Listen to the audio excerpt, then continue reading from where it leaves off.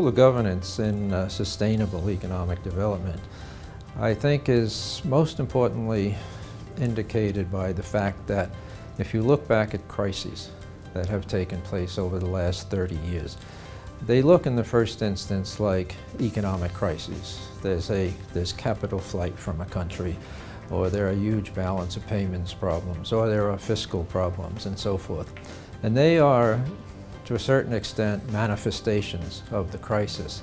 But in my view, when you peel back that aspect of the crisis, what you see is governance problems, a lack of transparency, a lack of regulatory institutions, problems in fiscal formulation of policies, corruption, needless to say, in so many countries. Those are governance issues. And so I see better governance as essentially crisis avoidance mechanisms. And if development is going to be sustainable, and if the process of raising the level of development in a country is going to be successful, governance has to be at the heart of everything that you think about in the context of that country's problems.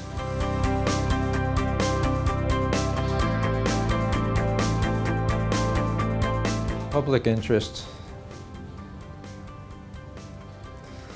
should be at the forefront, essentially. An agreement within a society about values, an agreement about the priorities in terms of what the public sector can be doing to make a better society, infrastructurally, for example, but in terms of the values of the institutions in the society and the regulation of institutions within society. Now, they have to be framed in a way that the private sector buys into those values. They can't be running off in different directions. And that takes very often flexible but robust regulatory institutions. Bankers cannot be permitted to do whatever they want.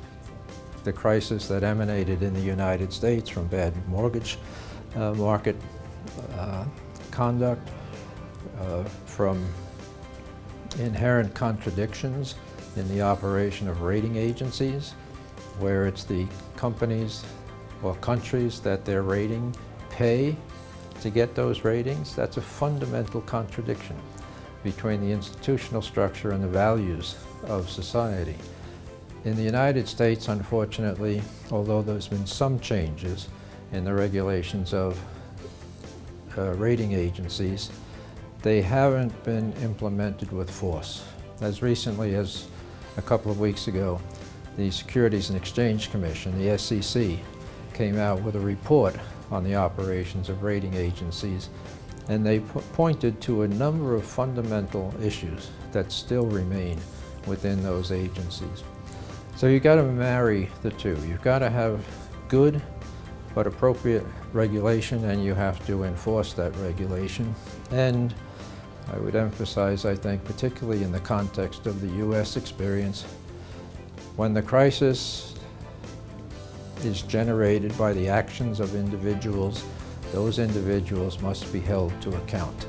And in the banking system in the United States, with the exception of a few rather junior level executives in those institutions, virtually no one in the industry has faced a reckoning on the things that were done wrong.